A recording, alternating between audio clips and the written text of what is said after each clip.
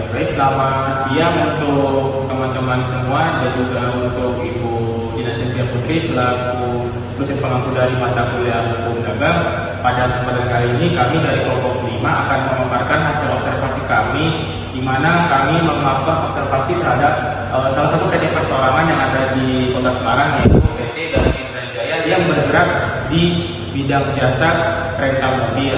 Kami melakukan observasi di PT Garuda Indrajaya karena kami melihat bahwa PT Garuda Indrajaya ini merupakan salah satu usaha yang mencerminkan eksistensi dari PT perseorangan yang ada di Indonesia. Tentunya dalam melakukan observasi ini kami tidak hanya saya sendiri, ada beberapa rekan-rekan saya yang menjadi bagian dari kelompok 5, yaitu ada saya sendiri sekitar 1 orang dengan 3 di belakang 691, dilanjutkan oleh rekan saya Rifki Alfarezi Ramadan dengan 3 di belakang 471, Muhammad Adi Setiawan dengan 3 di belakang 688, Rafat Rohman dengan 3 di belakang 689, dan terakhir Yoga Syafrul Alam dengan 3 di belakang 690. Baik, dari saya Rafat Rohman, di sini saya akan menjelaskan kenapa PT Perorangan. Jadi dijelaskan bahwasanya di sini PT Garuda Indrajaya sebuah badan usaha berbadan hukum yang bergerak di bidang transportasi, yaitu sewa menyewa mobil atau rental mobil, yang berdiri sebagai badan usaha sejak 2010 yang berbentuk perusahaan perorangan dan pada 2022 bertransformasi menjadi badan usaha berbadan hukum berbentuk PT Perorangan. Ada beberapa alasan yang mendasari transformasi PT Garuda Indrajaya bertransformasi.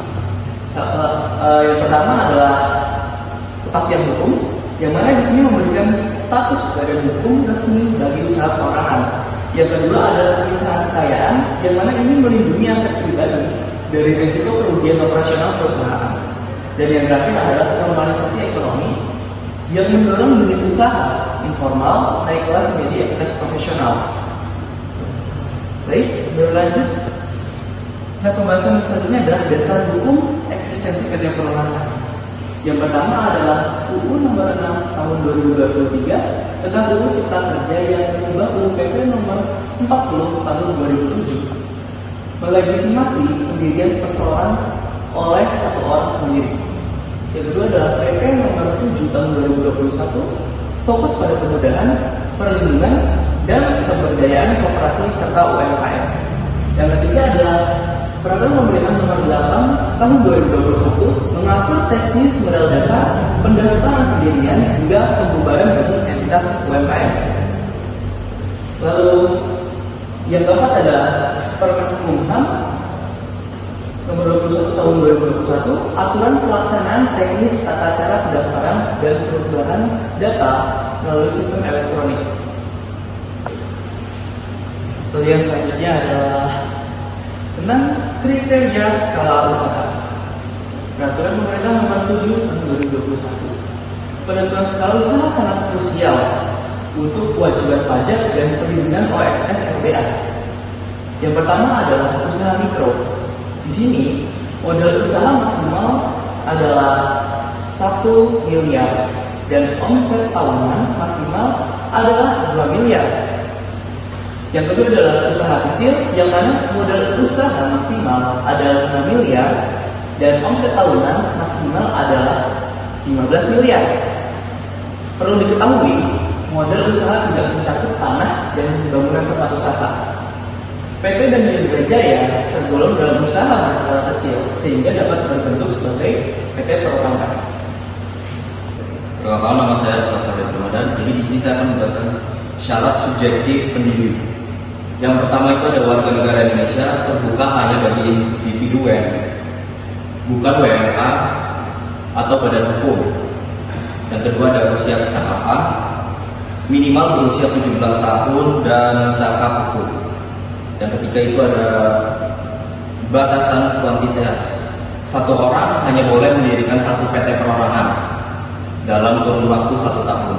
Yang keempat ada fokus bisnis, yaitu mencegah praktik firm splitting untuk penghindaran pajak. Yang selanjutnya ada mekanisme pendirian. Yang pertama itu ada akta notaris. Berbeda dengan PT biasa, pendirian cukup dilakukan dengan mengisi pernyataan pendirian secara elektronik. Yang kedua itu ada AUMN, proses melalui portal Kemenkumham yang terintegrasi cepat dan terjangkau bagi pelaku UMKM. Yang ketiga itu ada NBPR-nya. Jadi biaya pendaftaran hanya sebesar 50.000 untuk penerbitan sertifikat pernyataan pendirian. Selanjutnya ada verifikasi sistem AKU dan OSS. Dimulai dari verifikasi NIK, validasi dan kependudukan dan KSPP. Yang kedua ada sertifikat sertifikat status badan hukum resmi terbit. Terus dilanjutkan oleh registrasi OSS, data ditarik otomatis dari AKU. Yang terakhir penerbitan NIB, nomor induk berusaha sebagai identitas legal. Nah, selanjutnya saya Hendra Syamsul Alam akan menerangkan terkait pendekatan berbasis resiko dalam sistem OSS.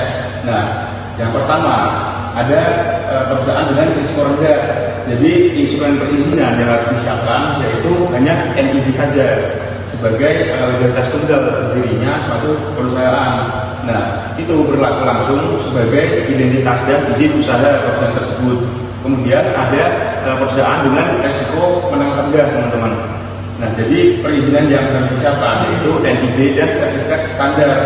Nah, sertifikat standar ini berarti pernyataan mandiri atas kepatuhan dari hukum, teman-teman.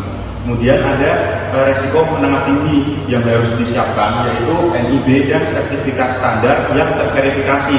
Jadi sertifikatnya harus memerlukan sertifikasi atau verifikasi dari instansi, teman-teman, sebelum perusahaan itu beroperasi.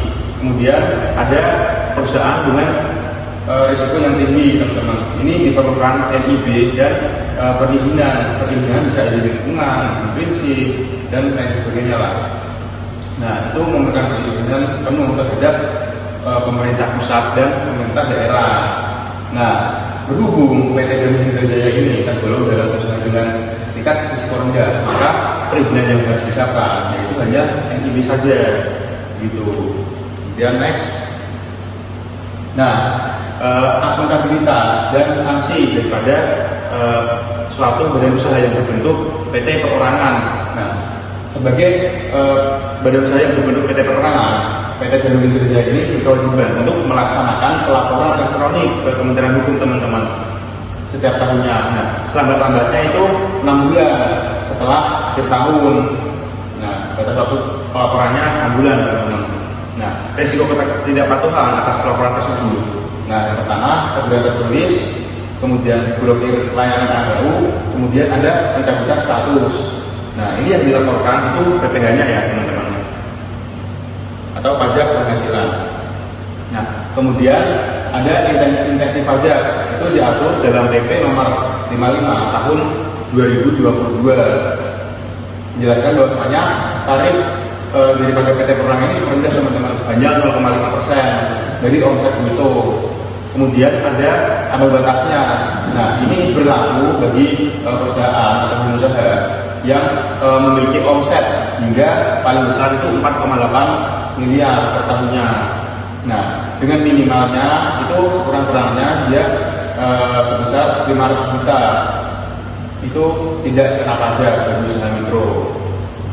Nah, kemudian PT Garuda Jaya ini terdaftar kan sebagai PT non PKP, yaitu perusahaan yang tidak mengenai pajak. Jadi PT non PKP ini suatu perusahaan yang tidak kena pajak, teman-teman. Nah, dengan persyaratan yaitu omset kurang dari 4,8 miliar per tahun, itu tidak wajib PKP.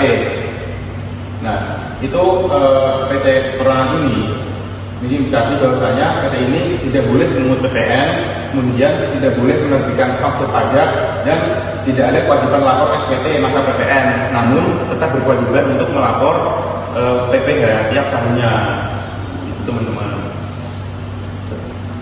Kemudian saya Muhammad Adit Setiawan akan menjelaskan tentang pengaruh status PT perorangan terhadap tingkat kepercayaan konsumen, mitra bisnis, dan pihak perbankan. Yang pertama, status PT perorangan meningkatkan kepercayaan konsumen karena usaha memiliki legalitas yang jelas dan diakui secara hukum. Konsumen menjadi lebih yakin terhadap profesionalitas dan tanggung jawab perusahaan. Yang kedua, bagi mitra bisnis, PT perorangan membuat perusahaan lebih dipercaya dalam menjalin kerjasama dan transaksi usaha. Legalitas badan hukum membantu PT dan Indra Jaya memperluas peluang kerjasama dengan perusahaan maupun dinas. Dan yang terakhir, dari sisi perbankan, status PT perorangan menunjukkan bahwa usaha memiliki administrasi dan dokumen yang resmi. Hal tersebut mempermudah perusahaan dalam urusan keuangan maupun kemajuan pembiayaan usaha.